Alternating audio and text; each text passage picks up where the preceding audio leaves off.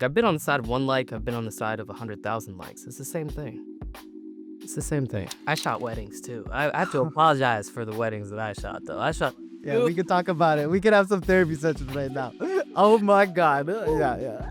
I ruined someone's big day for sure. I think there was over 150 auditions between the two characters, two leads, and so going through those was hilarious and also amazing because acting is tough. Like acting is tough. Acting is a skill, and not everybody has that skill. Let's just say that. So for me, it's like just do more of that. You feel yourself comparing, create something. You feel yourself criticizing something, create something. Like the making, the action is the antidote. But the story has to come from you, and it has to come from living. It has to come from talking to people, from reading books. Like that, the experiencing life is the difficult part of becoming a writer. But it was recording already. No, I use Sorry the about that. Riverside too. So we're like, I'm always counting down other people. I'm like, Yeah, wait for the three. yeah. Give me I like, was, I give was me. too excited. I was like, I thought I was recording this whole time. Imagine we went through this whole thing and I didn't record. We do it again. Yeah, yeah. We'd be here for like 4 hours, which is fine with me. But Okay, I'm sorry, like, sorry. Yeah, tell me about yesterday, today at Apple, and like that whole thing. I mean, a friend and I started a collective called Craft and Release, which is a community for creatives across mediums to sharpen their skills and share their story. So we've been doing that for about like a year and a half now. Community has grown. We teach an array of workshops that span craft. So if you're a writer, if we're doing something with metalworking, with quilting, like coming up. So we formulated this workshop called Script to Screen, which is really to highlight the power of short form storytelling, how to write, how to shot list, and then execute on said shot list to bring it to life, 15 to 30 seconds. We had been teaching that just privately, digitally for the last like year. But then there's amazing people in the community. When you start something, you never know who's going to show up to your stuff. So some folks from Apple are in the community, or in the craft and release community. So shout out to Stephanie Stewart. She reached out and said like, "Hey, are you guys interested in doing this?" Connected us with Alicia, who's amazing, and we set up our first one at Apple Williamsburg yesterday. Was that yesterday? Yeah, Oh that my was gosh, this. yes, that was like yeah, that was yesterday, which is crazy. And maxed out the RSVPs are over 450 people that signed up to the session. Probably about 200 people that actually showed up, and it was insane, Kev. Like, I'm sure, like, you know the feeling where you're like, okay, you start with a germ of an idea, and then it turns into something beyond you and above you, and I think that's what we want. It's crazy, like planting that one little seed, and then like now you're like, oh, it's a full thing right now. It's a Yes. full thing. I don't know that feeling yet. I know the idea in terms of all my stuff is digital, and it's great. I love everyone who follows and all that stuff, but it must feel like something different, and it has a whole life of its own when you physically see people Yes. at these events, and you're like, oh, you're not like you're real right Yes. now, and I'm talking to you. So that's crazy. Like 250 is insane. And then for you guys to do the craft and release stuff, I'm sure it's like so crazy to see. Like after your first one, you must have been on such a high where you're like, what just happened? Oh, yeah, I mean, like, the pendulum always swings the other way, the more digital we get, and I'm sure, like, you have to do a live event. I'm gonna be I pushing that. I'm gonna be pushing that, yeah, yeah. you know, Now I it want to come to a craft and release for real because yeah. I'm like so excited. I'm so excited. I want to start doing more events. I just got like all this like stuff going on over here, and the moment I can actually leave, I want to travel and like do all these events. And I know you guys are doing some stuff next month, and um, Yes. Anything we can yeah, do to so support, believe me, if yeah, you're coming to New York, we should absolutely collab, I think. yo, of course, You need to go live with this. I think when you see the response that people have, and also the conversations that you're having are so necessary. People are thirsty for the questions that you have to ask, but also I think your presence, your curiosity, like when you see people in real life, it becomes real. I think the digital stuff, and I'm sure you've heard it, you've experienced it. It's lonely. It's a little like our we don't respond in the same way to an emoji as we do to like an actual smiling face in front of us. Like our brain doesn't register it in the same way? yeah. And I'm super old school. Like I don't like texting. Like Ooh. I'm not a texter is the thing. And it's funny, I've been doing this with my friends a lot, like in the last couple of years. I'm a voice noter. So like Oh. instead of texting people, I'll like, hey, what's up? Like, yo, hope you're having a good morning. Just wanted to say, kill it this week. And then because I'm not, I don't get the same, I don't know, feeling when I text. And I'm such an expressive person and like the way I am. So I feel like that feels way better than me like trying to write out this whole thing. And I'm like, "Ugh, dude, I'm checking spelling mistakes. I'm like, wait, Yes. Yeah, so no, I'm trying to get everybody in my life to do more voice notes because if you think about it, it's like when we're gone, they're your friends and family are gonna have your voice to go back to. That's that such means, a yeah, for powerful sure. thing. Even For when they're sure. like, "Yo, Kev, stop, send it." Yeah, yeah, yeah. One day one day they're gonna appreciate all the voice notes that you sent them. Yeah, it's been like that too. They're like, I can't listen to this at work because sometimes you don't know which Kev you're gonna get today. It Exactly. could be, yeah, so no, I get it. It's like the little, so when that translates to, these live events, yeah, it's like, I definitely need to go see one and experience one and Yeah, then kind of have yeah, that feeling. we Um, got you. how do you cultivate an audience? Because you do it so well. There's a lot of people that I talk to, a lot of creators, and they don't have that aspect yet. There's like, you make content and then you want a community because that's what you want. But like, you have a community, but you also like nourish it and like they start feeding off each other. I think that's where Mm, the relationship, that's what a real community is. It's like you don't even need to be there anymore. It's almost yes. like they're feeding off themselves. How do you do that? You do it so well. I mean, that's a great question, and I think that, like, I like to pride myself in being better in real life. Like, legitimately, like, I don't want people to meet me and be like, "Oh my god." I pride myself in being so much better in real life, and I think that comes from a lot of variables. I think it would be easy to say, like, "Oh, you should just start throwing events," and things like that.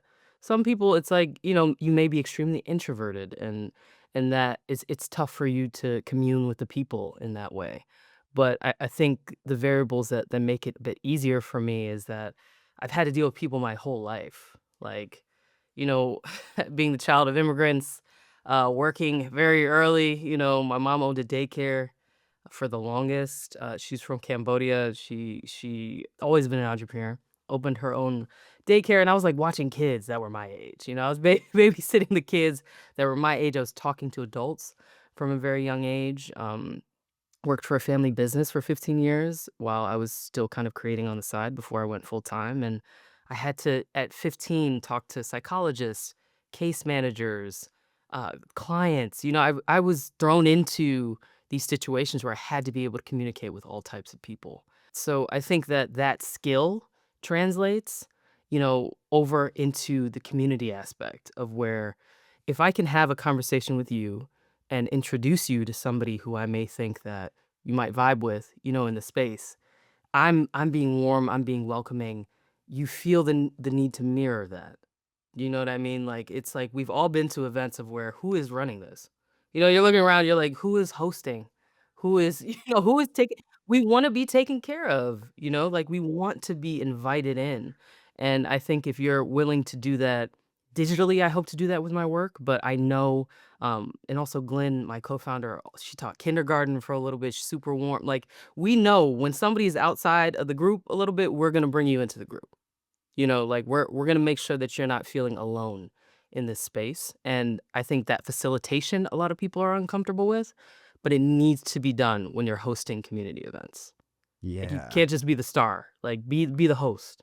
You almost like just have to keep things together and running and you're kind of in the background a little bit. Yeah, yeah, you're in the background and you're like, hey, meet cool people. You're here. If you like my stuff, you're gonna like the people that are here, right? Like so with your stuff, Kev, you know the archetype of person that's gonna come to your event, right? So it's like Yeah, yeah. you guys are gonna get It's a along. little wild on this end because there's so many different. I That's Yeah. what I'm scared of. I'm like, I don't know who's gonna show up or if anyone's gonna show up.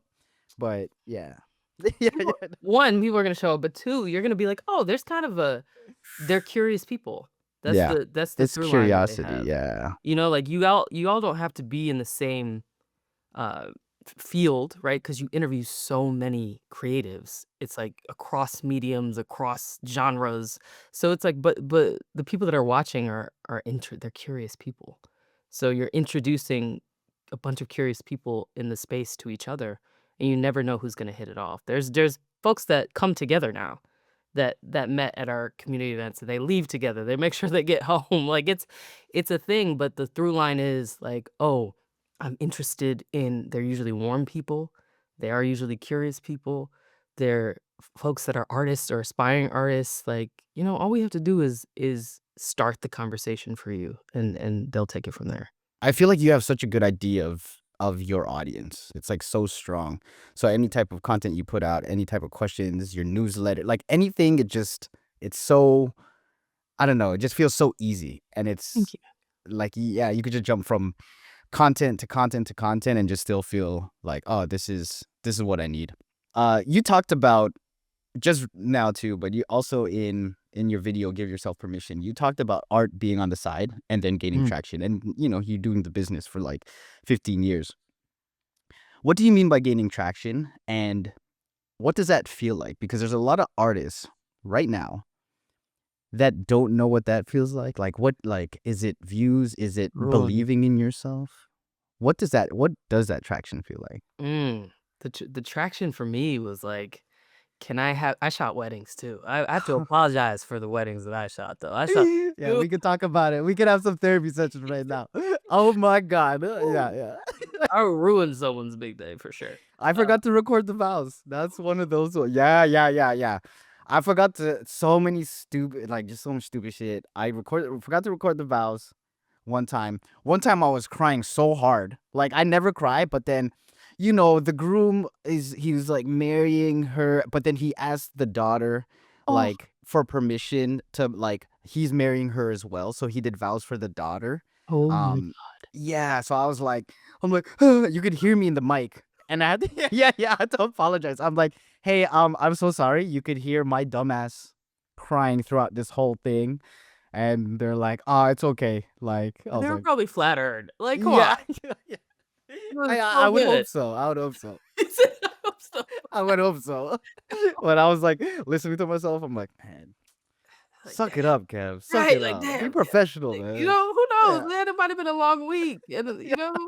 you I never felt it though. I felt the love. So but yeah, sorry. No, Going. Yeah, we're you gonna shot weddings as well. I shot some stuff, where I was like, "Oh, this is not my calling. I should probably not do that." But, like, I shot dogs, I shot like, it's like photography was just how I got I wanted to paint the world in that way, and I wanted to practice in a way that I think I feel for folks now that are coming into the digital landscape, and they're able to see how many views and likes and all that, and you're like, "Oh, well, what does my practice mean? What does it matter if I'm not that good yet?" But when you love something, when you're into it, you don't care. Like, you're trying to do it as much as possible with any free time that you have. So, that's what I was doing on the side while I was working. And to me, the traction was like I had some friends that were trying to do it full time while I was working and I would travel with them on the weekends or when I could take time off work. And we would go some amazing places. I was like one of my friends was shooting for luxury hotels, so I would just tag along with her and I'd get to practice and also like shoot the people in the country and things like that. So to me, I was like, okay, like I'm able to tag along, I'm able to do it. I think the quality of my work is improving. And then I landed, my first client essentially. Where I gave them like 100,000 photos for like Yeah. $900. Like you're like overly delivering in the worst Yeah. way. Communicating on time. You're like, yeah.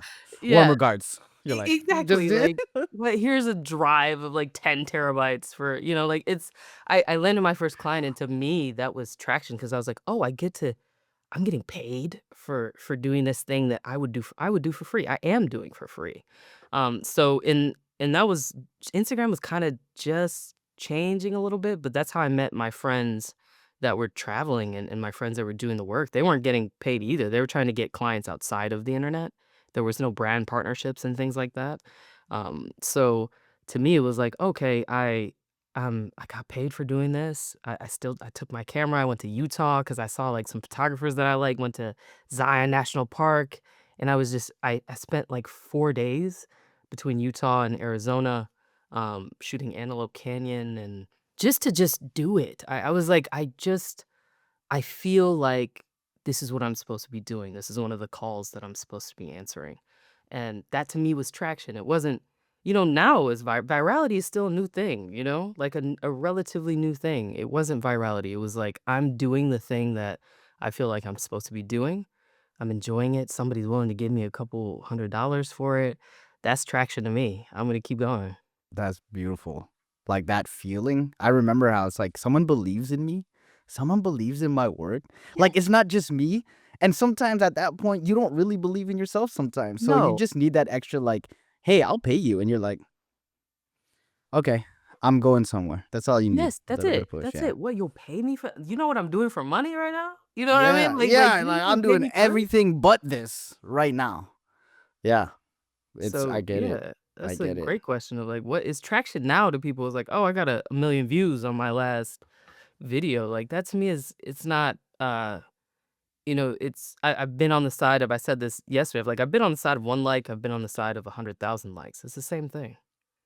It's the same thing. It's the same. I get it too now because before even the amount of followers or views, it's the same thing, and it feels a little empty sometimes. Um, I think that's why I wanted to start doing this because this feels real. Mm, And as much as people are like, "Hey, can I get featured or whatever?" It's like it's not really gonna do anything. Like just because one guy is saying they like the work doesn't mean that your work isn't good. Like if I don't, you know? exactly. So yeah, I could totally feel that and understand that. You've done so much different types of arts and different types of mediums. What's your favorite? Ooh. Man, I'm loving video right now, Kev. I am. I would say like I've been called to um I think that if you are called to do creative work in this life, it's your duty to answer that call. It's your duty. But I think the calling like there's constant callings in this life. Like which ones are you going to answer? So for me it's like I've answered the call to photograph, I've answered the call to write and also utilize audio, utilize my voice with podcasting. I feel like I'm answering the call to create films, to make films. And I think this is my favorite call right now because I feel like I can utilize all the shit that I I built up like muscle with. So with photography, you learn how to compose a shot, right? Like you learn lighting, you learn color, you learn composition. Um, that's film is just moving images, right? So I'm like, if I can do this with stills, I know I can compose a beautiful shot in a video. I know I can grade it to my liking because I know what I like with photos. I like punchy shots. I'm a huge Steve McCurry fan. Shot for Nat Geo. I'm like always trying to mimic, even in my photographs, that richness of color, bold reds, really electric greens. So for me, writing, I'm like, oh, okay, like I wrote for a podcast, I write for myself. I know I can translate that in my videos. I know I can utilize all the skills that I learned with editing audio in my videos. So it's like I feel like this is like a combinatorial like thing that I'm doing now. I get to combine all my skills and throw my full weight behind making films. It shows all the um especially well for me just because I'm not a good writer. I don't. And that's what I think a lot of people, yeah. you that's the look you're giving, but trust me. I it's trust me, it's like I'll sit there and I'm like, "What is this? Am I in 5th grade right now?" Like like what is this? This doesn't make sense. So like and I think that's not the issue, but that's like the skill that a lot of people don't exercise, Mm, especially filmmakers. A lot of creators today, it's I'll buy a camera, I'll start shooting, grade it, cool. But then the fall off is the writing. I feel the connection. How did you start that? Like, how did you start writing? How did you become a good writer? Are you practicing? Are you reading a lot? mhm. I mean, I think you're right. I think it is an underrated skill to Yeah. have because it's like, and I think any decent writer is a voracious reader, is a good like you're reading things that you like, you're being transported into different worlds. I read Dune before way before I watched, the movies, right? Like it's like it's a story that actually keeps us hooked. It doesn't matter how powerful the visuals are. When I was doing a lot of traveling in my early 20s, I started writing about the experiences, because I was like, okay, I'm taking really beautiful pictures. I'm on a camel in Morocco. This is Fly. I'm also going through a breakup right now. Like, is my life just going to be a series of beautiful images? Or is it going to be a snapshot of maybe my philosophies? Is it going to be some understandings that I've come to? I started thinking about, like, the people that came before us, the elders.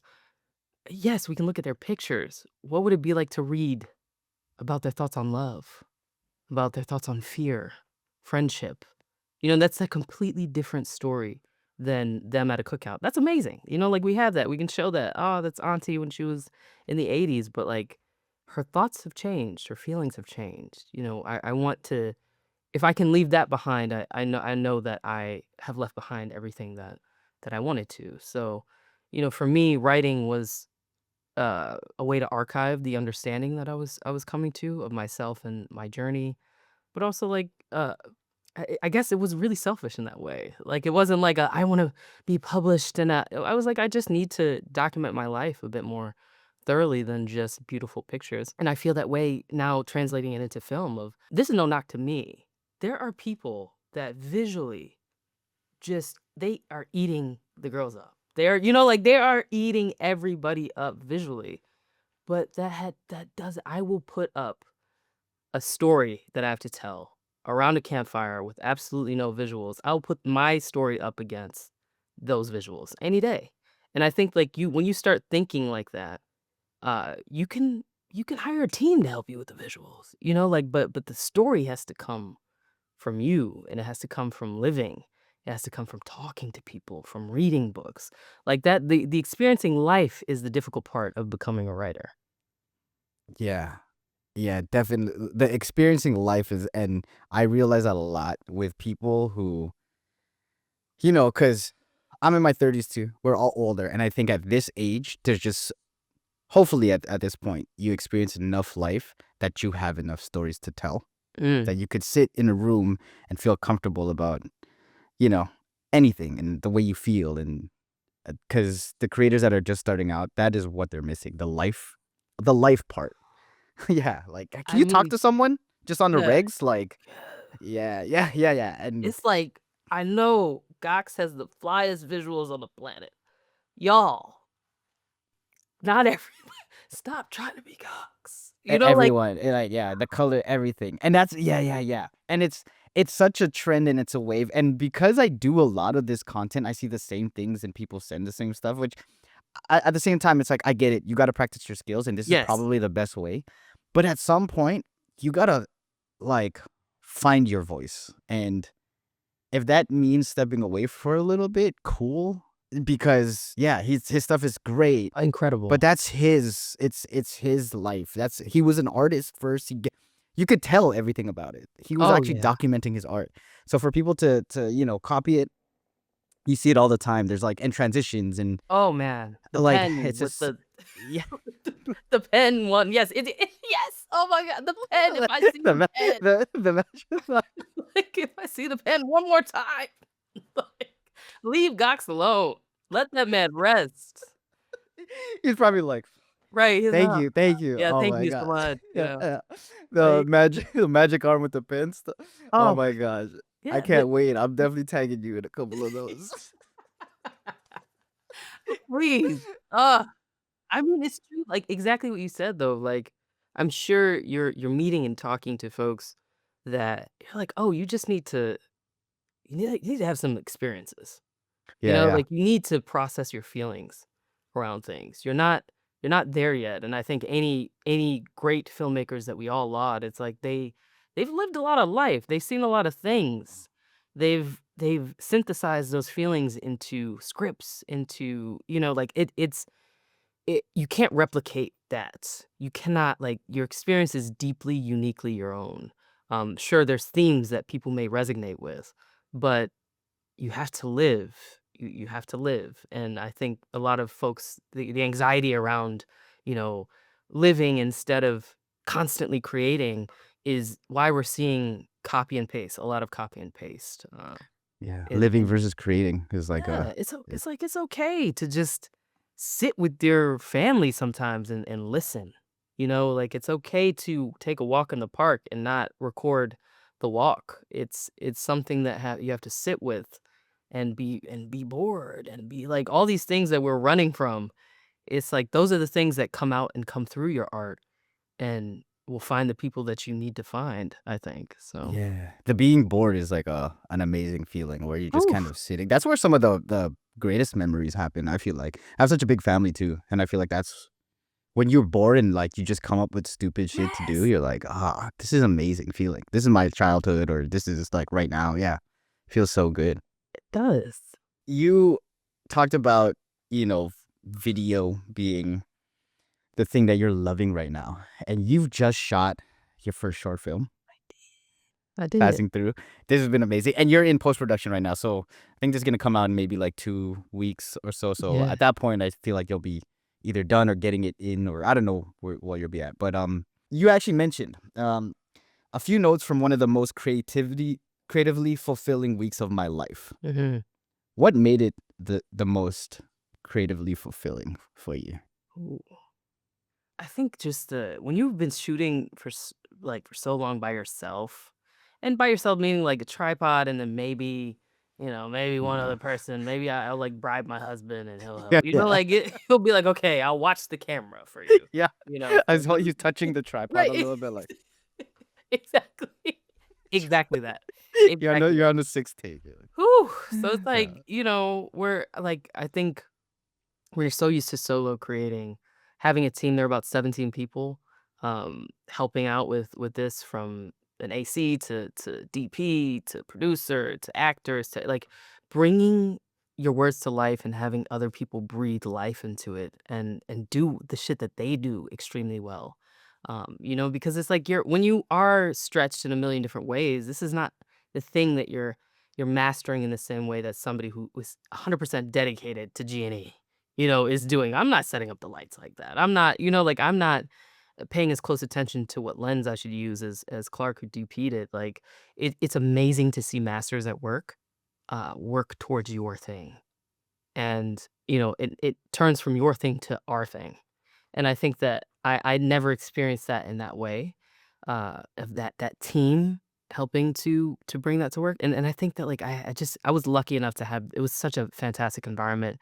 It really felt like a family at the end of it, and I'd never experienced that, not in photo, not in writing, like, super isolated industries, I think. This to me, I was like, "Oh, yeah, like, I see why it's addicting. This is yeah. amazing. It's expensive. It's expensive as hell, but it's addicting."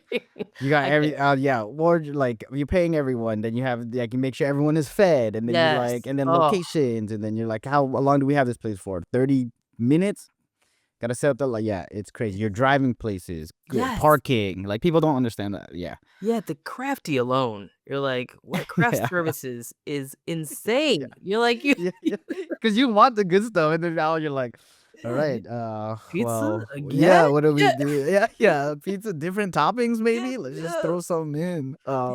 No, it's a lot of work, it's a lot of money, and now you get a look into, "Oh, this is why films cost so much," and, scheduling too, and there's just so much, and you probably, when you're hiring the actors, that them coming in and reading for your Oh, script, did you do that? And that, yeah, I like think, is one of the most fulfilling on a film, because sometimes you sit there and you watch someone perform your script, mhm.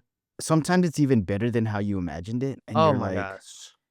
you're like, "Hold on, this is perfect right now." You don't know what to say, you start looking around, you're like, "This was good, Yeah, right?" you're like, "We Like, wrote this?" Like, "I wrote yeah, this?" yeah, Yeah. you're like this, you just forget to Yeah, call, you're like, you know what I mean? That 100%. feeling is amazing that I think everyone should have, where you write something, it comes to life, and it comes to life together, and then it becomes one vision, and it's like, Oh, it's wild. you took the words out of my mouth. Like, it was that the table read, because we did, like, auditions. I had a casting director, thank goodness. So she got together, I think there was over 150 auditions between the 2 characters, 2 leads, and so going through those was hilarious and also amazing 'cause acting is tough. Y'all, Yeah. like, acting is tough. Acting is a skill, and not everybody has that skill. Let's just say that. So, it was like You're like out of 150, you're like, fuck, that one was hurt. That one hurt a little yeah, bit. and I Yeah. was like, "I'm gonna have that. I'm gonna have that in this." So, like, ooh. But, we found the 2 that were incredible, and then having them actually read the script and breathing life into the script. There's so many improv moments that are making it into the film of where I'm like, "Oh, this line sounds better. How you interpreted this sounds even better than how I wrote it." So, and even one of the PAs, I had to g like, I had a vision of this one woman who's in the, short having an assistant, but I hadn't casted an assistant. I was like, "Ah, maybe she could have an assistant, maybe she could not." But one of the PAs was just I saw him like, Clark, who DP'd him, was like, "Who are you gonna have, be the assistant?" It was, like, the day of. I was like, "I have no idea." I looked at the top of, like, this cottage where Harriet, who was playing the woman, and, Phoenix, who was the PA, they were just talking and, like, laughing together, and I was like, "Oh, it has to be him." So he, like we got him, like, an outfit. He did he barely has any lines, but he stole the show. Like, I think that is one of the amazing things about film too, where you're like, "Oh, this fits perfectly. Oh, you're on set, like, let's rock." Yeah. Let's just do it, And so you're probably like, you're a star. Like, have oh, you ever thought about acting? You're probably, right? wait Because till you some see people it. have it. Some people have it. Like you said, some people don't. No. But And he was like, "Yeah, I've always wanted to be," but he jumped into it and yeah. had the whole He set planted that seed. He's like, prepared. I'm gonna get on set and just take my chance. Yeah, exactly, like, Yeah. shoot my shot, and we got him an outfit same day. He killed it. I love that. I love that. I can't wait. And that's gonna release next month, April Yes. 24th or April 27th, 26th and 7th. 7th Oh, at Camp Film Fest with very the cool. team at Creator Camp. Yeah, yeah, and that's what I want to talk about. So anyone watching this, that's when it's releasing. Because this is gonna come out definitely before then. Creator Camp. That was a whole thing. And it was so cool to see you there with everyone and doing the thing, and then seeing your film with all the ladies. You guys Yay. killed it. Thank you. Um, and can you tell me about that? Because I've done camp in, like, high school, like, leadership camps and things like that, Mhm. and I know that feeling of, like, "Okay, cool, we're all here together doing that." But a creator camp sounds like could be kinda wild, could be freeing, could be kinda stressful a little bit. Oh, How yeah. was that experience? It was wild. I will say I'll give it hats off to the team, to Chris, Max, Danny, to everyone involved with Creative Camp because they produce the hell out of these trips. But like the one to Switzerland was the biggest one that they've done so far. So it was like over 90, I think, creatives in total. I didn't meet everybody. Like there's no way That you you could can meet meet everybody, everybody. You yeah. can't. So Yeah. it's like, we're in Switzerland, in the Swiss Alps, hearing Jack from Patreon give keynotes, and it was just like I consider myself like an introverted extrovert. So yes, like I was drawn to people that were kind of the same, but it's also a lot of folks met each other already. So it is almost like high school, like high school where like people are acclimated with each other and some people are like, "Oh, I don't know." But I'm also older. I think I was the oldest woman there. Like, You felt it. legitimately. I Oh, know. yeah. It's so funny because I watched your stuff even before, so I Yeah. knew I was like, "Okay, she's definitely more like me," where it's like we're on the older side, and then going to a place where the energy is a little younger, um, you can tell a little bit For sometimes sure. talking. Yeah, it's not like a bad thing, but sometimes you're like, "I feel old. I Yeah, feel a little totally. old. You're My like, social "Damn." battery sucks right now." Oh, Like, yeah. yeah, yeah, yeah. Oh, yeah. There were a couple, like, older dudes, and they were like, "I gotta call my kids." Like, they would, like, excuse themselves and be like, "I gotta talk to my wife and kids."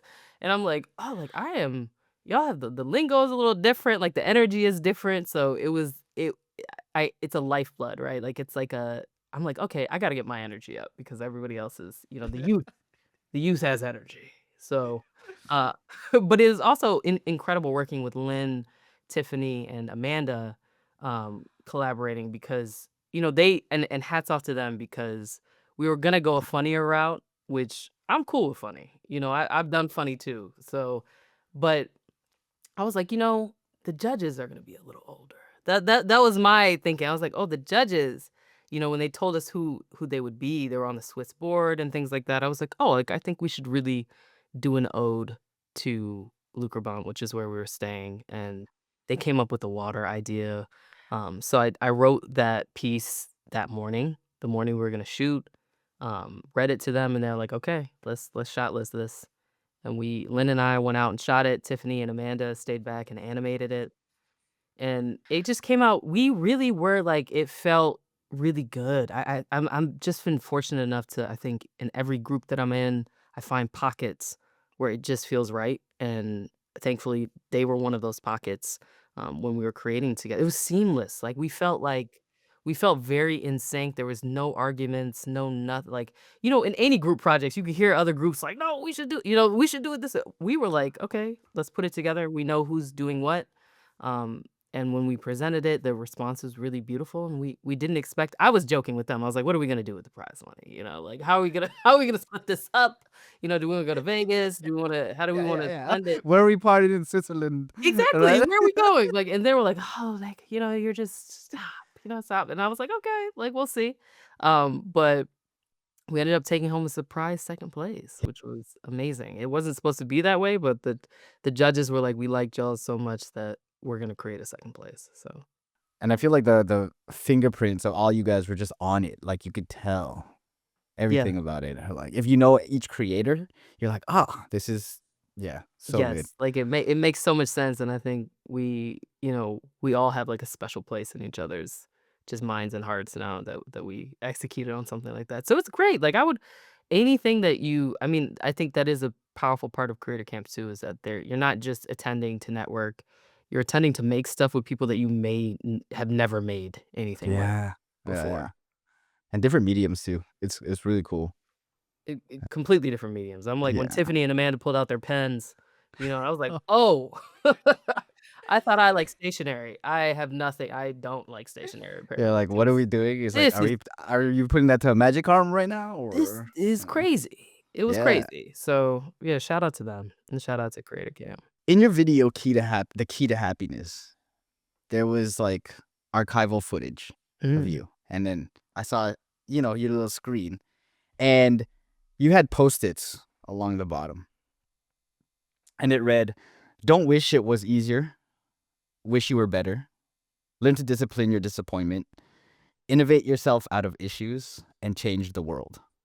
Ooh. If you were to write one right now for yourself, Mhm. what would it say? Damn, Kev. Yeah, you gotta do this live. If you could write a couple if you want, Yeah, it'd I make it mean, yeah, I easier. think it would like, I've been saying it. I think create more than you consume, create more than you criticize, create more than you compare. I think that that would be the first Post-it that I wrote for myself now because I think that, like, some people are like, "Oh, well, how do I not compare?" That's why it's specifically how I utilize language is very intentional. So it's like I'm saying create more, create more, create more. You're gonna criticize, you're gonna compare, you're absolutely gonna consume. We can't go a day without consuming. But where does creation lie in your priority? Your list of priorities. It has to come first, I think. Like with that mentality, which I've taken into the things that I'm doing. I know we all know when you're like, "Oh, I've scrolled way too much today." Like I have consumed someone's uncle's cat's Yeah. dog's account. Like I'm deep in the hole right now. Yeah. Like, like You're just in bed. You're like, you're doing too much right now. You yeah. haven't eaten. You're just Yeah. consuming shit. Then the So, screen goes black, you see your face, and you're like, yes, what that's happened? Black Mirror. Like you see your face, you're like, "Oh," like you're a little disgusted with Yeah, yeah. yourself. Who's that? You're like, jump scare. So for me, it's like just do more of that. You feel yourself comparing, create something. You feel yourself criticizing something, create something. Like the making, the action is the antidote, in my opinion, and has been for me. I'm like, even restarting the Letters from a Stranger project. That for me was like, I'm tired of of kind of sitting here and thinking about that project over and over again. It doesn't matter how long it's gonna take me, I don't care. Somebody DM'd me the other day, I promised I would put a bounty on this Finsta's head when I reach 100. Imma be like, "Somebody find out who this is." Uh, like, the Finsta was like, "You only have X amount of time left before 100," and I'm like, "Okay." Like, give me a project to root for you. Like, it's one of those that's it, of where I just if I'm in a state of creation, I don't have time to compare. I don't have time to consume. I don't have time to criticize. Even though those things are human, they're natural, they're a part of life, I can always go to create more. I can always go to the action. That's the thing that I can control. So I think that Post-it would be front and center. Um Along with the other ones, I'm like, "Damn," like, younger me was really, was really, really pushing for and I thank her for that of, like, really pushing me and propelling me forward, in terms of my philosophy, and when you write it down, like, it stays with you, right? It just Yeah. does. It's actually beautiful now that I think about it because it's like that would be your Post-it, but you've already turned it into like it's like a visual Post-it already. Like the Yeah. content you're doing right now it's come to life. These Post-its almost. Thank you, Um, Kev. yeah. What would your Post-it say? I'm curious. It's crazy. Like I've literally been at the beginning of the year I always write, a couple things down that I'll always remember that makes it easier. And it is create versus consume. Hmm. That's and tired, not lazy. Like you could feel tired, Ooh. but you can't be lazy. Like you Ooh. could feel like, yeah, I could feel tired. That's cool. But you can't be lazy. You I can't be lazy. love that. That always gets me going. Sometimes I am there and I'm like, do I want to do this? And it's like, all right, I'm tired, but it's like, dog, you just can't be lazy. You just can't. Mm. Mm. So that's probably it right there. Those two things really keep me going right now. Ooh, I'm taking that, Kev. Don't worry, Sweet. I won't make it a video, but I will Yeah. I am No, taking make a video. Make a video. Please. Before we get into the video breakdown, please like, subscribe, and share this with anyone you think would enjoy it. I appreciate it. Let's get on to the breakdowns. saying no wasn't a big part of my upbringing. Not as the eldest daughter, the Ada. It was always yes. Yes, Mom. Yes, Dad. Yes, sir. Yes, ma'am. Yes to elders pinching the soft of your arm, demanding more drink or chin chin. Yes to coaches that bench you and blatantly play politics. Yes to biased teachers and shitty supervisors. Yes to endless requests from siblings and cousins. Yes, yes, yes. Yes, you obey. Yes, you comply. Yes, you submit. Yes, you don't openly question. Yes, this is how you show respect to others. Thankfully, with time and age and experience, and my personal boundaries bloodied by decades of obeying, complying, and submitting, I finally started asking the question, how the hell do I show respect to myself?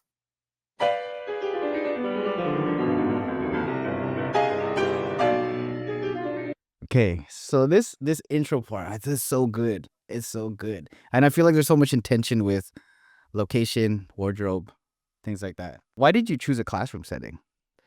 Ooh, it just came to it when I wrote this, I thought about I went to a Catholic middle school, uh, and I just thought I Me thought too. Me too. about yeah, did you? Oh my Yeah, god. yeah. And, my Yeah. parents thought it was a good idea for some reason, Yeah, I'm Filipino. I was like, I Oh, was doing all that kind of stuff, all that kind of stuff. well, you get it. Like, I think that there's, like, this school to me is the perfect setting for, uh, certain type of obedience, right? A certain type of like, you learn to repress a lot, specifically in a classroom setting. You learn that there's rules that you have to follow, that there's a rubric that you have to follow, that there's tests that you have to take that mean that you're worthy or not. We call those grades, right? That mean that you're smart or not. We call those grades. Like, and to me, I was never really interested in school. I was never great at passing certain exams. The art classes, yes, but not, math, science, like, not the typical stuff, but you're graded and your intelligence is graded more so in that realm, in the STEM realm, than it is in the creative realm, especially with immigrant parents. So, for me, I wanted to create this setting that reminded myself, but also the viewer, that there's something at stake, There's rules to be followed here, and whether you pass or not in this setting determines whether you're a good daughter, whether you're a good student, and we all know what that's like. I wish I could show you what I wrote, 'cause I wrote, what I felt, and then I wanted to ask you before I told you. So I was like, "This classroom, symbolizes obedience Mm. for me," and I knew it.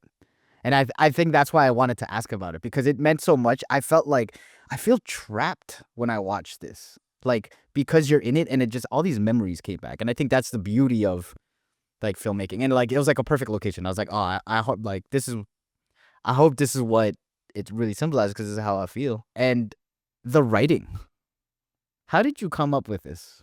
Like, where did this come from? I wish I could show you. I might send you that. I was like recording myself on iPhoto. What is it? The little photo thing that comes up in Mac. But like I wrote this because I'm like, damn, like being the eldest daughter, eldest middle child, right? Like I always felt torn between my siblings, but also I felt like a duty to just say yes all the time. And I knew that I got a positive response from saying yes, from obeying, from submitting, from, endlessly giving in ways that, younger you isn't aware of how much is being demanded of you from such a young age. So for me, I'm like, how do I write this in a way that where there's beats, like I feel like there's movement here. Um, there's repetition. I like using a lot of repetition in introduction specifically. So I'm like, yes, yes, yes. Yes to yes to yes to. Like I want you to feel like exhausted from the list that I'm making because I was exhausted and sometimes still exhausted by the demands that are made on you. And I think if you're a child from a certain background or you've had response because it's not always the eldest, right? You could be the middle or the youngest or wherever you fall, and you're putting a lot of these responsibilities on your back, especially if your parents came here for a better life and they're expecting their child to now provide for them in many ways. If it's not financially, then emotionally, you know? Um, to me, I wanted this introduction specifically to feel like I'm just putting weight. I'm putting one more chip and one more chip and one more chip on the expectations of you until um until it breaks and you're like, what about me? What about me? And we call that selfish in certain cultures, and then we call it boundaries in another. Mm, yeah, yeah. That's beautiful. And I love the way that you emphasized it. The weight is really felt, especially with the amount of yeses and the circling and punching in the shots and all that kind of stuff. I always start with writing first, so the visuals come after, like Yeah, you okay, I you wanted to said. ask about that. And there's like the writing first, the visuals after, or probably the music. Is that after, or That's is that after 2. That's after after 2. the visuals, or like Yeah, in I between? shot it before, so I wrote it, then shot it, booked this location, in Brooklyn where I saw when I saw this location, I was like, "Oh, yeah," because Perfect. I was like, where am I gonna rent a classroom?" And then I'm like, "I'm in New York, like, there's somewhere to rent, a classroom setting." Saw it, shot it, and then, I knew that I wanted it to have this almost classical urgency. I love the sound of just classical music, and I feel like the strings whenever I hear strings in work, it gives this almost anxiousness, anxiety about it. So I usually score everything later unless I'm trying to cut to specific beats in a song. Yeah, the strings really made it also feel, like, heavy. I don't Yeah, know, you know? like it's Um, like it's like hitting yeah, like yeah, this yeah, like yeah. Like, it almost like you do one of these where it's like, yeah. ugh. It almost Yeah. sounds like my mom yelling a little bit, Yes, yes. You're you like know? enough. Like you want to just be Like like a enough. high, and it's just yeah, yeah, yeah. Yeah. Nah, that's perfect. When you write, there's a lot of rhythm and flow to it. It's like poetry, feels like, spoken word. Do you always try to make it flow that well I mean, to me, it's like or I've natural? worked with some incredible poets. I don't consider myself a poet. I can write poetry. But I think that I I like rhythmic writing, beyond poetry. I like when sentences are constructed and you can only see the music behind it. Like we just like I think hip hop does it well, where when you hear somebody going without a beat, you're like, oh, like you don't need music. Like you're writing something that's in the air that we can't see. Like that to me, I think you can do that with words. Um, so I do. I think there's a rhythm and cadence that I like to have with my writing and I think my voice just makes it sound more poetic than it actually is. Yeah, So your voice like you could do audiobooks. You could be a voice actor for sure. For that's a sure. goal. That's a goal, cuz Yeah. we're gonna get that. We're gonna get that on the books, Yeah. 2026, right? Definitely. It's definitely gonna be there. How many a guru has made their goal pointing to a place on a map that doesn't exist? The path to said place changes depending on your level of desperation, but you've already come this far and paid the sage, and with one more purchase, the promise lies just behind the door. All you have to do is choose the right key. It could be more followers, more money, more clothes, more friends, more healing, more affirmations in a notebook, on a mirror, or on a snack you told yourself you shouldn't eat. Or maybe it's another degree, a ring, a house, a car, a title. You chase them all. Try them all. The opening of one door leading to another door, and another, until you're fresh out of keys and need to collect more. Never, for a second, stepping into the room to take a seat, just long enough to enjoy the view.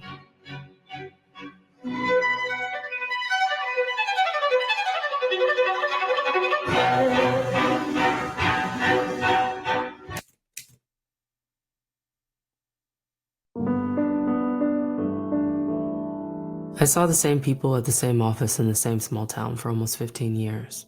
I took the same 2 streets to my parents' house when I moved back at 23 to save money after a breakup. I ate at the same restaurants downtown and bought the same snacks from Trader Joe's and wished the same thing every Sunday evening. That I could move away like the rest of my friends and start my life instead of waiting for it.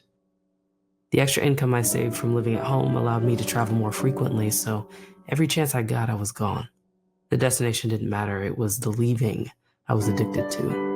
I loved watching the same city with the same people at the same office fade to nothing from 30,000 feet in the air. Then days would pass and the high would fade and I'd inevitably have to come home. The hard truth I was running from is that everything normalizes. Even the travel, after a while, felt frivolous. Shit, I thought changing boyfriends was a key until days turned to months and the new one was worse than the old. I thought money was the key until I started earning more and no amount proved enough. I thought more followers, a thinner body, better clothes, and maybe some awards might sustain it, but remember, Faith, human beings are insatiable. Don't get me wrong, new things can drastically improve your quality of life or be buffers to stress, but they cannot and will not keep you in a constant state of happiness. The contrast, the other emotions that live inside us, will still exist. The anger, sadness, jealousy, and all the unsavory bits being necessary. The darkness is the only way you recognize real light. And happiness, I've found, doesn't exist in the past or in some distant future. It's a feeling you can access through gratitude in the present.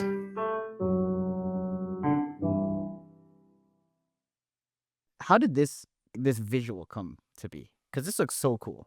Thank you. Thank It you. looks I so feel like this is cool. an underappreciated shot. I it's I so love it's this so shot. good. I love it too because it's like the lighting is very specific, but it's even more specific with this magnifying glass. And it's like Yes. I don't think anyone would ever think. I don't know. It's so good. How did you even do this? I wanted to use a magnifying glass for the longest, I'm not gonna lie. Like, I bought this way before. I was like, "Man, I need to use this as a prop." And, when the prompt, the happiness prompt came, or the question was always there, I was like, "Oh, like, it would be great to search for happiness." And one of the old school ways that we saw it done in movie and cinema, like, from Sherlock Holmes to whatever anything that's missing, you're utilizing a magnifying glass. So I have a spotlight in our apartment, and I kind of just cut all the lights, put the spotlight on, set the camera up to where it's looking up, and Yeah. I was able to get a few takes and come up with a shot. Yeah, it looks so good. And how did you get it completely black in the back? Like, is that just the lights and then color correction? You're just like crushing the shadows a bit and Yes, the that's color correction. That's color correction in post. wow, this looks so good. And I noticed you do, and you just talked about it. The voice changing. Yes. You do that. You play around with your voice a lot, which is like it layers it and textures it a lot. What is the choice behind? Like, why do you layer your voice and have different types of versions of it?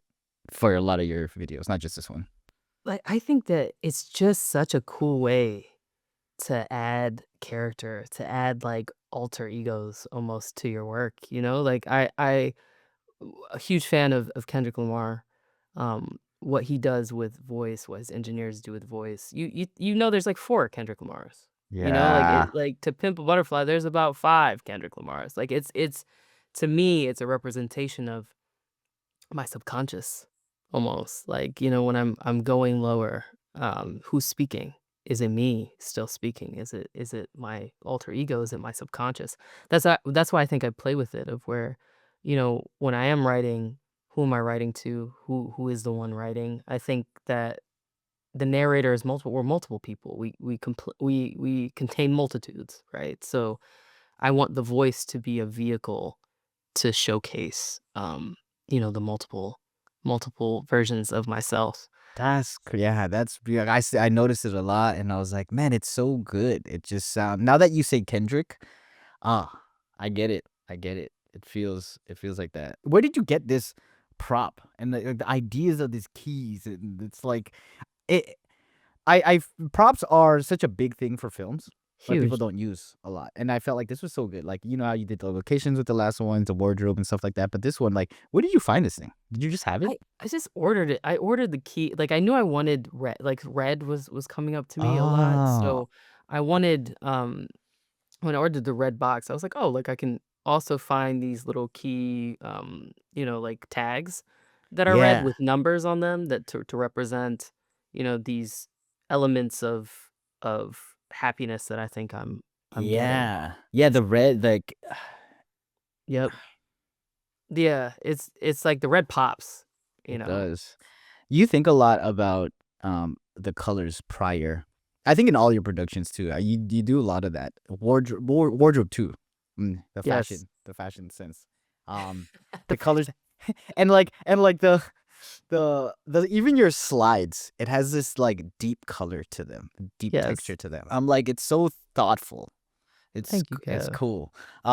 So the red came to you prior to like as you're writing the script? Yeah, the red, I was like, "Oh, like, it'd be cool to for these red keys," because What? red brings up so much, I think, And to what did it us. symbolize in this for you? It Red. symbolizes energy, a sense of urgency, this life or death. Red is, our blood is red, right? Yeah. Like, it's like, I think when folks the topic of happiness comes up and it's something that we're chasing, I don't know, the color red came up of where urgent, it's an urgent thing. For a lot of folks. So you hope that that may be the book. How to Win Friends, Influence People. That book is read, right? Yeah. Like it's like, And that was a choice too, right? Like yes, to use this right here. yep, yeah. To use that to have that pop of red, which great book. A little archaic, but uh, great book. But it's like with self help, there that industry in general. There's a lot of like if you don't 10 days to 30 days to 100 days to there's these flashing images that we have of we have to change our life in this amount of time, and that will make me happy if I get the things that I think will result from following this book that this person wrote Yeah. that has that has is giving kind of overarching advice that may not specifically apply to you and your situation, but I think for me, when I close my eyes, those images flash in red. Did you go through a number of books or a number of props before you or you automatically were like, "Oh, this book needs to be read." I think I Just went through a couple. I was like, "Ah, which one is gonna look like?" yeah. Yeah, I was like, And "Ah, you're look." like, you're holding it. Yeah, yeah, yeah, yeah. See, that's the Right. stuff that people don't see. That's the stuff that Yes. people don't see that it's like, you know, they might pick up stuff, but then you hold stuff and then you're like, you look back at footage or you're just like, you're looking at it, you're like, this, I know that this is not gonna cut. Because imagine this was blue or, Exactly, it doesn't feel the yeah. same, Oh, no, I and get even it. with the short that we just shot, I was very specific about what I Colors. wanted her wearing, what I wanted the 2 leads wearing, and what those colors symbolize in the Yeah. film. Because that's a lot of character. You can learn a lot about someone even by the way that they dress, but Yes. even the way that they sit or stand or the way that they order or the way that they talk to people. It's so very intentional with characters. Oh, That's the yeah. beauty of it. like when you Abs I go mean, deep. we see that with Sever I don't know if you watched Severance. No, that's the one that I have to watch. Everyone's like, "You have to watch this." And the intention, and I love all the backstory and how they just everything about it. It feels like it's very intentional. I Very. think the color cinematography alone, you're gonna geek out Yeah, about, yeah. seriously.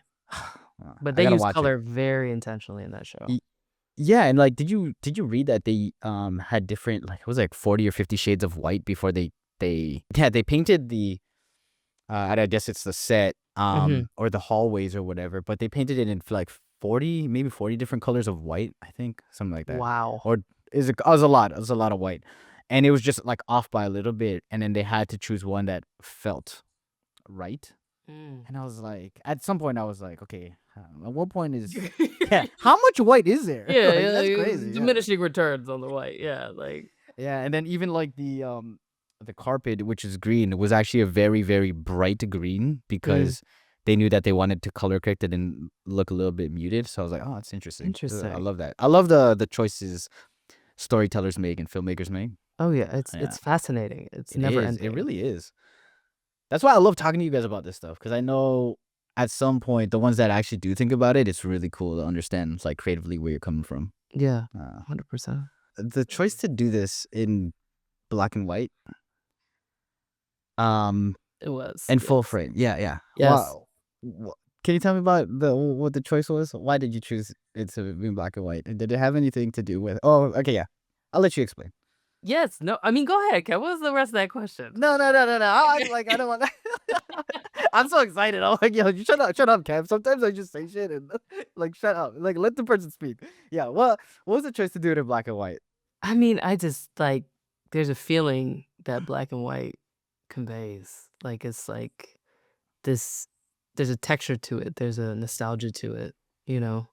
Um, and that's how I felt, like, I wanted to end the video of where I'm giving you these kinda, like, snapshots in a smaller frame, like, sure, these are back in the day images, like, I had to really go through drives for some Mhm. of those. That's I don't even know what camera I'm using at that point to get that, like, I don't know if it's a Yeah. phone or a camera.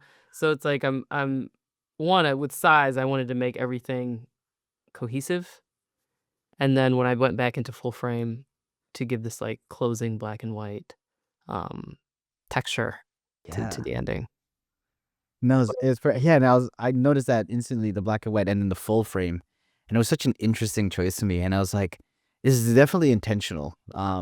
Except for, like the now footage, the memories. Yeah, I just Mhm. wanted to ask about that because I love it. I think black and white too, people just slap black and white, but there is a texture that you get that you don't get with color Yes. almost, and it's very detailed because there's so many different shades. Mhm. Um, that could look good.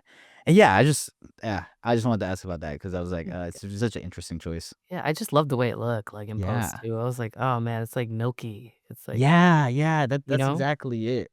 How much okay, sorry, before we get into it, how many times do you redo the voiceover?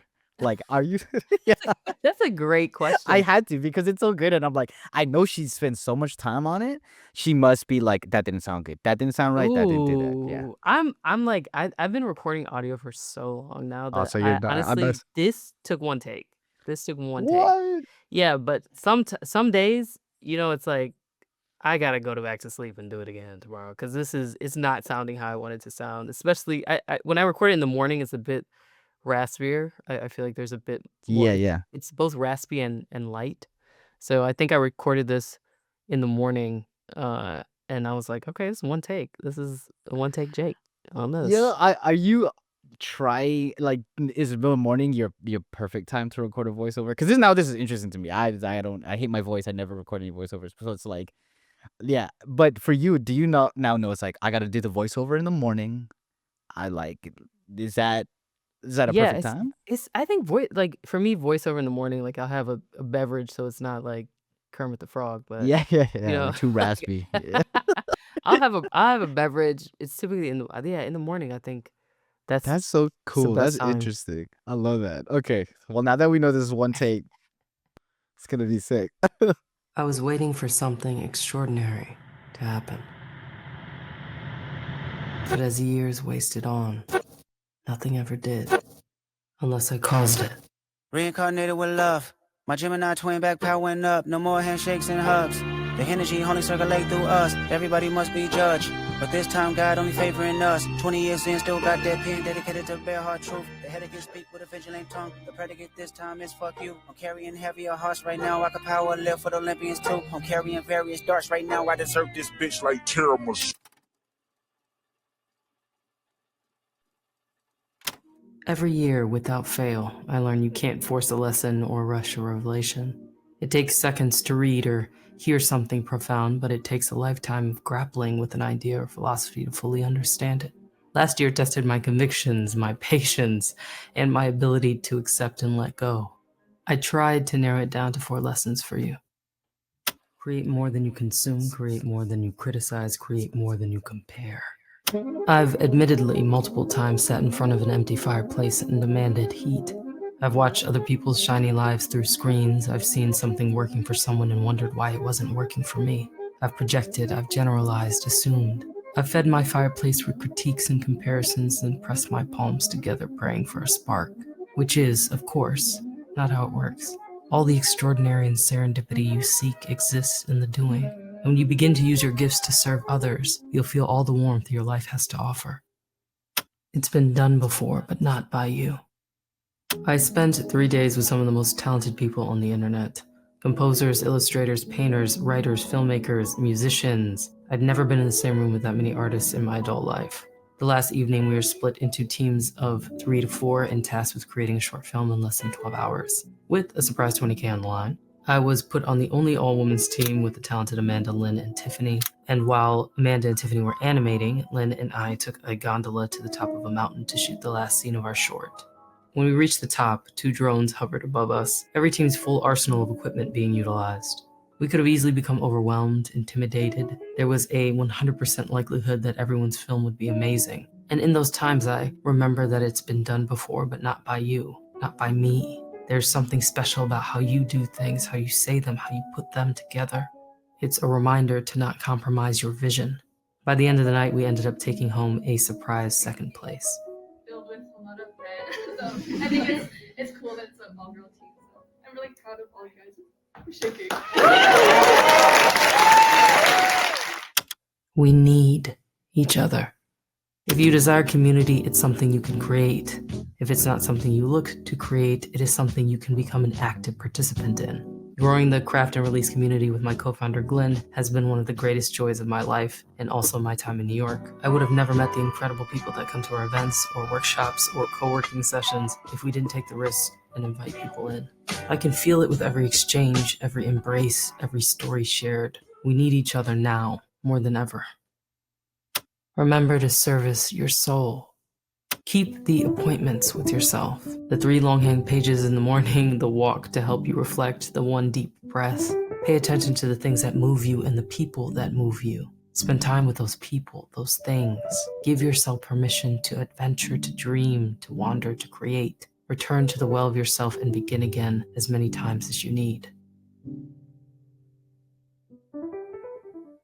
How much do you like document versus actually produce? Ooh. Or like engineer some of the shots? Because I noticed that a lot where it feels like a look into your life and it feels very real because it feels like it's not moments that were meant to be produced. It's like I'm just kind Yeah. of capturing it, and then now that I know that you write everything first, it's are you just like in a drive and like looking for like these moments? Yes, exactly that. Kind of exactly that. Like I'm like, this is my husband who's leaning back and then my 2 brothers to the left. So it's like we were out to breakfast and they're just whenever they're together, they're It's just chaos. It's like you're yeah, like, it's oh my god, like chaos, kids, it's yeah. laughs, it's loud. Like I just pull out my camera and, record them.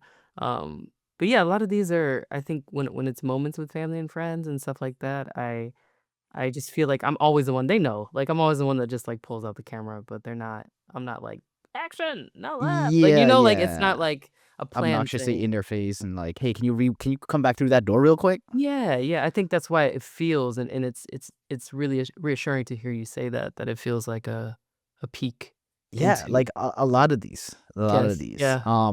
It's just like I don't know how the feeling I get is so hard to explain, but it almost feels like like a home video almost, like Mm. memories. I Yeah, which love, I and then loved. yeah, yeah. I loved watching old movies and video and, like, where are the home videos? I heard somebody say that the other day of, like, what are the home videos gonna look like now? You know, are we making them? Are we collecting them? Are they, um, how are they being compiled in the same way? And I think there was something beautiful about our parents and relatives. This was going nowhere.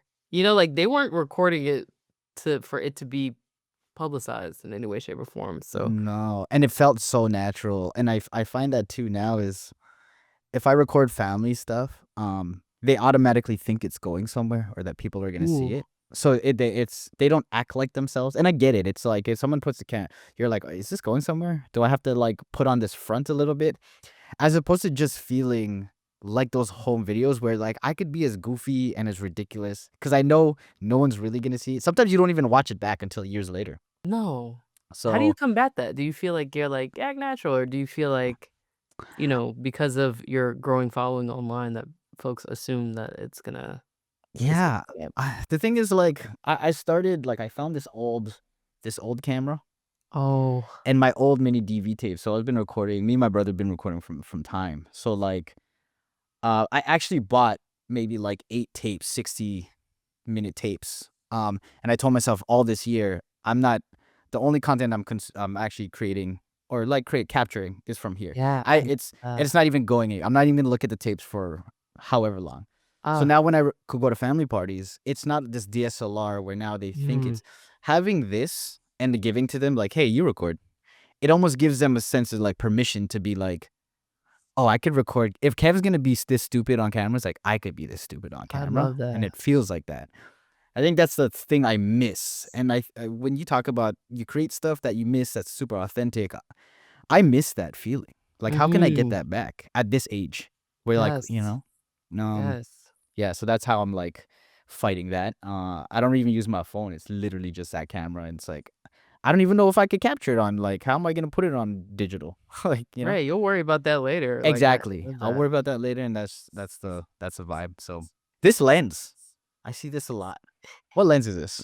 This is 11 millimeter, I think, Sony, Yeah. lens, and I put it on my FX3, and it gives it this, like, The g crazy like, yeah, I crazy love it. effect that I like, you know? Yeah, on the edges, you could see it. Yeah, it's Oh, man. silly. It's like a silly lens, that I Ye like throwing on. I love that, and that's why I use the fisheye for, like, my reaction like, on the thing, because I look stupid. I love looking Right. stupid. Yeah, it's like, I'm not too serious, and it gives me this, like, old school '90s, hip hop music video vibes. Yes, very Busta Rhymes. Very, like Busta, Little Missy, you know what yes, I mean? It just like yes. this. I love that. I love that about it. Yeah, I wanted to ask about this. This has been absolutely amazing. This has been Um, my favorite interview I've ever done, 'cause come on now. You I'm don't gotta. serious, Come I'm on serious. It's now. been the best Come interview I've on ever done, now. and the most fun, truly. If you guys enjoyed this video with Nneka, you guys can watch my video breakdown of her video right over here.